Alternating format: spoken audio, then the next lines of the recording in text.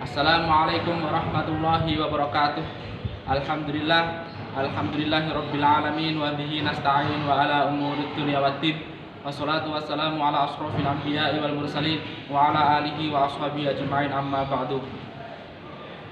Anak-anakku semuanya yang saya cintai, yang masih berada di rumah, mudah-mudahan kita semua selalu mendapatkan perlindungan dari Allah Subhanahu wa taala, dijauhkan dari semua musibah, dijauhkan dari semua penyakit. Allahumma amin. Dan mudah-mudahan kita semua mendapatkan ridho Allah Subhanahu wa taala. Marilah kita mulai pelajaran pada hari ini, pelajaran fikih, dengan bacaan Al-Fatihah, dengan harapan semoga ilmu yang kita dapatkan mendapatkan manfaat fid dini wa dunya wal akhirah. Ala hadiniyah wa ala kulli niyatis sholihah. Al-Fatihah.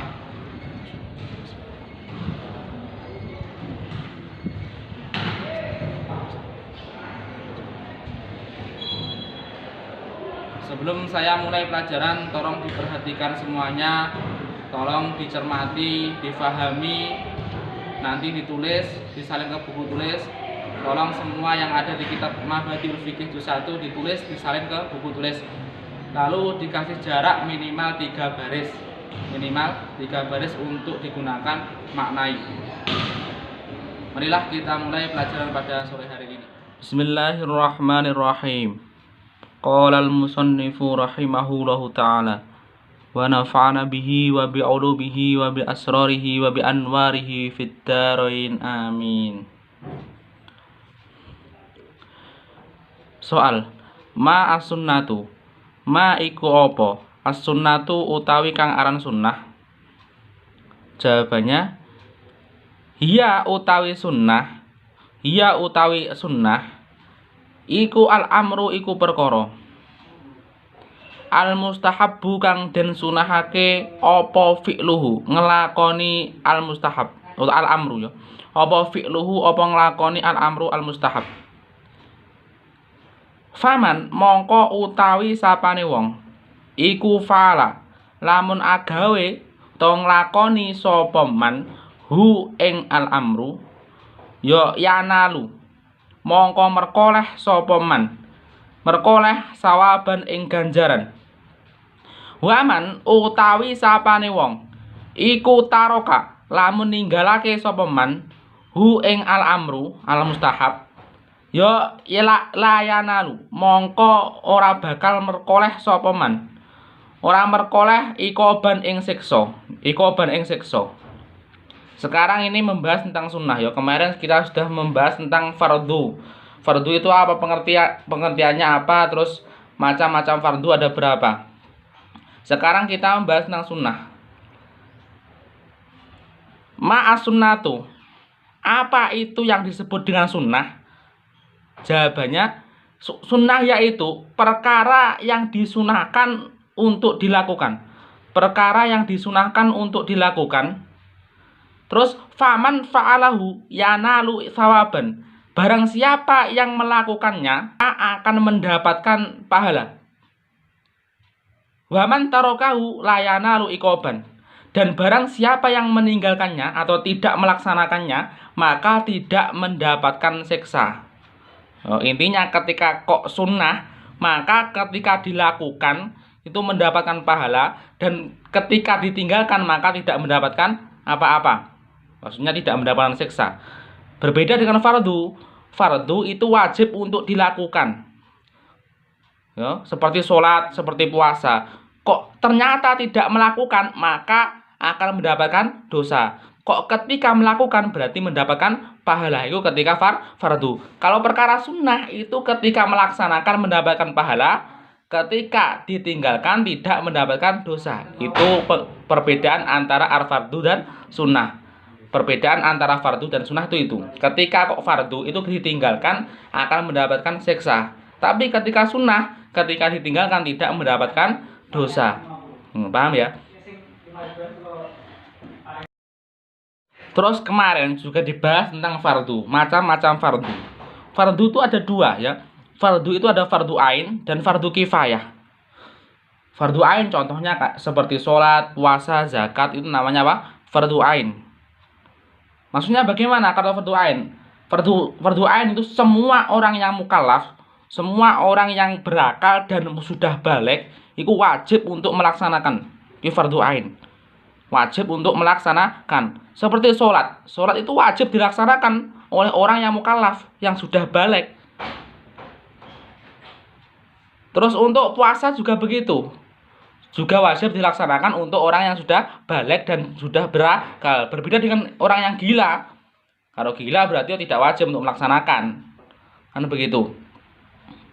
Untuk anak kecil bagaimana? Ya belum ketaklif, belum mempunyai kewajiban untuk melaksanakan kefarduan, belum ketaklif untuk melaksanakan kewajiban. Tapi seperti kemarin bahwasanya orang tuanya itu wajib wajib memerintahkan anaknya untuk melaksanakan sholat ketika umur berapa? Ketika umur 7 tahun. Diperintah saja. Kenapa kok harus begitu? Karena untuk litamrin, untuk melatih ya, melatih anak biar nanti besarnya terbiasa untuk melaksanakan sholat. Itu tujuannya. Yang diwajibkan bagi seorang orang tua saja untuk memerintah anaknya melaksanakan sholat. Urusan anak itu tidak melaksanakan sholat, urusannya. Yang penting kewajiban orang tua itu memerintah anaknya melaksanakan sholat. Oke, paham? Kok orang tua kok tidak mau melaksanakan melaksanakan perintah atau tidak mau memerintah anaknya melaksanakan sholat, maka orang tuanya dosa. Dosanya dalam segi apa? Dosanya dalam segi orang tua tidak mau memerintah anaknya melaksanakan sholat. Untuk anak ya tidak melaksanakan dosa. Tidak melaksanakan dosa.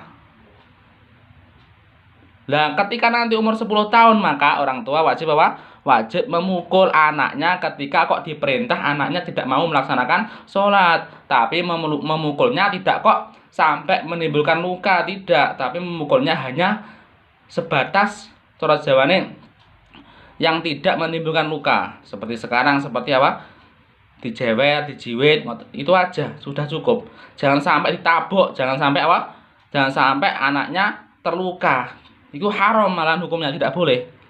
Yaitu membahas tentang fardu ain ya. Berarti fardu ain wajib dilakukan oleh siapa saja yang sudah balik dan berakal. Diingat-ingat. Berbeda dengan fardu kifayah. Fardu kifayah itu salah satu melaksanakan itu yang lainnya itu sudah gugur kewajibannya. Contoh ya seperti sholat jenazah. Sholat jenazah itu ketika kok sudah ada yang menyolatinya, maka yang lainnya gugur kewajibannya. Berarti ketika kok tidak melaksanakan sholat jenazah tersebut, tidak ikut, maka tidak mendapatkan dosa. Tapi ketika kok tidak ada yang melaksanakan, ya, tidak ada yang melaksanakan sholat jenazah, maka semua akan mendapatkan dosa. Semuanya yang mendapatkan dosa. Itu fardu kifayah. Seperti sholat jamaah. Jamaah itu ketika kok di daerah sampean, itu ada satu kelompok ya, satu masjid atau satu musyawarah sudah melaksanakan jamaah, maka yang lainnya satu desa tersebut yang lainnya sudah gugur kewajibannya. Maksudnya bagaimana? Maksudnya ketika kok tidak jamaah maka tidak mendapatkan dosa. Karena sholat jamaah hukumnya fardu kifayah. Sudah paham ya? Itu membahas tentang pembagian fardu. Fardu ada dua, yaitu fardu ain dan fardu kifayah. Sekarang kita membahas mubah ya. Mubah itu apa pengertiannya? Soal ma iku apa? Al mubah utawi aran mubah utawa aran mubah atau menang ya. Jawabannya huwa utawi al mubah iku alladzi perkara ya juzu kang menang lil insani kedue menungso. Apa sing menang? Apa fi'luhu nglakoni alladzi wa tarkuhu lan ninggal alladzi mubah maksudnya. Fala sawaba mongko ora ana ganjaran iku maujud fihi ing dalem fi'luhu wa tarkuhu. Fihi ing dalem fi'luhu wa tarkuhu wala iku balan ora ana siksa iku maujud fihi ing dalem fi'luhu wa tarkuhu. Berbeda dengan mubah. Perkara mubah itu perkara yang diperbolehkan, hanya sekedar diperbolehkan. Ya, mubah di sini pengertiannya apa? Mubah adalah perkara yang diperbolehkan bagi seseorang untuk melaksanakannya dan meninggalkannya. Berarti perkara yang boleh dilaksanakan dan boleh ditinggalkan. Maka ketika kok seseorang melaksanakan, maka juga tidak mendapatkan pahala. Ketika dosa atau seksa, itu amubah. Perkara yang diperbolehkan untuk dilakukan. Ketika melaksanakan tidak mendapatkan pahala, ketika meninggalkan maka tidak mendapatkan dosa. Itu perkara yang mubah, ya. Mubah seperti apa? Seperti kalian makan kenyang, itu mubah, ya. Kalau makan kenyang tidak mendapatkan pahala, kalau tidak makan kenyang maka tidak mendapatkan dosa. Itu mubah, perkara yang mubah. Minum air es, air kopi, itu mubah. Hukumnya mubah, diperbolehkan saja ketika melaksanakan ya tidak mendapatkan pahala. Ketika kalian meninggalkan tidak minum es maka juga tidak mendapatkan siksa dosa. Tidur pada waktu malam hari, itu juga mubah, tidak sunnah, tidak wajib. Ketika kalian tidur tidak mendapatkan pahala, dan ketika kalian tidak tidur pada malam hari maka tidak mendapatkan dosa. Itu pengertian apa? Mubah. Ketika dilaksanakan tidak mendapatkan pahala, ketika ditinggalkan juga tidak mendapatkan siksa. Itu pengertian mubah. Sekarang kita membahas tentang haram, yo. Haram itu apa? Soal, ma iku apa? Al haramu utawi kang aran haram. Apa itu haram? Haram. Apa itu yang disebut dengan haram? Seorang itu bisa mengatakan zina itu haram, minum khamr itu haram. Apa toh haram itu? Nah, sekarang kita dibahas. Ma iku apa? Al haramu utawi kang aran haram. Jawabannya huwa utawi al haram iku al wajibu, perkara kang wajib. Apa tarkuhu apa ninggal al wajib. Faman mongko utawi sapane wong iku fa'ala agawe sapa man ing al wajib ya yanalu mongko merkoleh sapa man merkoleh ikoban ing siksa. Waman utawi sapane wong iku taroka lamun ninggalake sapa man hu ing al wajib yanalu mongko merkoleh sapa man sawaban ing ganjaran. Kasur bil khamri kaya ngombe arak atau bir atau minuman keras.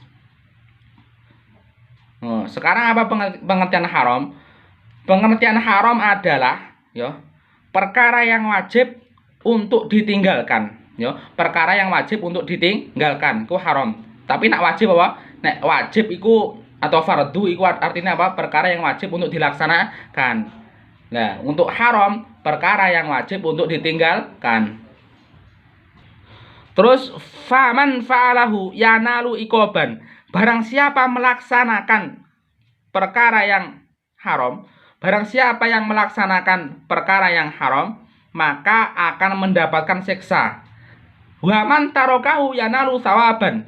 Barang siapa yang meninggalkannya perkara yang haram, maka akan mendapatkan pahala. Seperti apa? Seperti minum keras. Contoh ya. Berarti kalau haram itu ketika kalian laksanakan maka akan mendapatkan dosa atau siksa. Ketika kok kalian meninggalkan maka akan mendapatkan pahala. Seperti apa? Seperti minum minuman keras. Ketika kalian melaksanakan akan mendapatkan dosa. Tapi ketika kalian meninggalkan maka akan mendapatkan pahala. Ini berarti al-haram ini kebalikan dari al-wajib dan al-fardu. Kalau fardu ketika melaksanakan akan mendapatkan pahala, ketika meninggalkan akan mendapatkan dosa. Tapi haram enggak. Ketika melaksanakan malah mendapatkan dosa, ketika meninggalkan maka untuk mendapatkan pahala. Itu haram, ya. Sekarang kita membahas tentang makruh. Apa toh iku yang dimaksud dengan makruh? Soal ma iku apa? Al makruh. Jawabannya huwa utawi al makruh iku al mustahabu, iku perkara kang den sunahake. Apa tarkuhu apa ninggal al makruh. Faman mongko utawi sapane wong iku tara iku lamun ninggal sapa man ing al makruh ya yanalu mongko merkoleh sapa man merkoleh sawaban ing ganjaran. Ya. Pengertian makruh adalah huwa al mustahabu tarkuhu, perkara yang disunahkan untuk ditinggalkan. Faman tarokahu yanalu sawaban. Barang siapa yang meninggalkannya maka akan mendapatkan pahala. Waman utawi sapane wong iku fa'ala lamun agawe utawa nglakoni sapa man hu ing al makruh ya layanalu mongko ora merkoleh sapa man ikoban ing siksa. Dan barang siapa yang melaksanakannya maka tidak mendapatkan siksa atau dosa. Karo makruh iku ketika kok dilaksanakan maka tidak mendapatkan pahala. Tapi ketika kok ditinggal pahala, ini makruh ya. Makruh ketika dilaksanakan malah tidak mendapatkan pahala. Ketika kalian kok meninggalkan maka mendapatkan pahala. Ketika tidak melaksanakan malah mendapatkan pahala. Ketika kalian melaksanakan maka tidak mendapatkan pahala. Seperti apa? Seperti wudhu, itu disunahkan untuk 3 kali basuhan. Kok kalian kok 4 kali basuhan, itu hukumnya makruh. Nah, ketika makruh maka tidak mendapatkan apa? Tidak mendapatkan dosa ketika dilaksanakan. Tapi ketika sampean tinggalkan wudhu hanya 3 kali basuhan maka nanti mendapatkan pahala. Nah, hukum makruh ini juga berlaku pada hukum rokok ya. Rokok itu apa hukumnya? Rokok itu kebanyakan ulama, banyak ulama yang mengatakan bahwasanya hukum rokok itu apa? Haram ya. Rokok itu kebanyakan ulama mengatakan apa? Haram. Tapi juga ada sebagian ulama yang mengatakan makruh ya. Tapi makruh pun itu hanya apa? Ada syarat-syarat tertentu. Makruh itu ketika memang ya, ketika memang sudah hanya sekedar rokok, tidak ada tanggungan yang lain. Contoh, bagi seseorang apa? Seseorang suami yang sudah mempunyai istri, yang sudah mempunyai anak. Padahal istri dan anaknya itu susah makan. Belum kecukupan lah intinya ya. Belum kecukupan terus tapi malah suaminya apa? Uangnya dibeli untuk membuat rokok, membeli rokok. Itu apa hukumnya? Anaknya, istrinya kelaparan malah suaminya apa? Membeli rokok. Hukumnya apa? Ya jelas haram ya. Hukumnya haram bagi suami yang mempunyai istri dan anak yang belum kecukupan kok uangnya malah dibuat apa? Membeli rokok. Ya haram hukumnya. Itu hukum makruh. Rokok itu memang kebanyakan ulama mengatakan haram, tapi juga ada ulama yang mengatakan makruh. Nah, jadi bagi seorang suami yang mempunyai istri dan mempunyai anak, itu dilihat-lihat ketika kok anak dan istrinya sudah kecukupan, maka beli rokok ya nggak apa-apa, hukumnya hanya sekedar makruh. Berarti ketika dia meninggalkan mendapatkan pahala, ketika dia melaksanakan tidak mendapatkan dosa. Intinya dilihat dulu, ketika kok anak dan istrinya kelaparan kok malah uangnya dibeli membuat rokok oleh suaminya, maka yo haram hukumnya. Hukum membeli rokok tuh haram, berarti kayak gitu. Hukum rokok juga haram. Maka kita lihat dulu bagaimana keadaannya. Nah, tapi sekarang kan kebanyakan begitu. Kebanyakan begitu. Istri dan anaknya terlantar. Tidak bisa membeli makanan, susah membeli makanan, hutang-hutang dan sebagainya. Tapi suaminya malah uangnya dibeli rokok. Uangnya malah dibuat beli rokok. Itu juga haram, juga jelas haram itu. Jadi diperhatikan semuanya. Sudah ya paham ya? Pokoknya ketika makruh itu ketika kalian laksanakan maka tidak mendapatkan dosa. Ketika kok ditinggalkan malah mendapatkan pahala. Itu makruh. Berarti kebalikannya sunnah. Ketika sunnah itu dilaksanakan mendapatkan pahala, ketika ditinggalkan tidak mendapatkan dosa atau siksa. Sudah ya.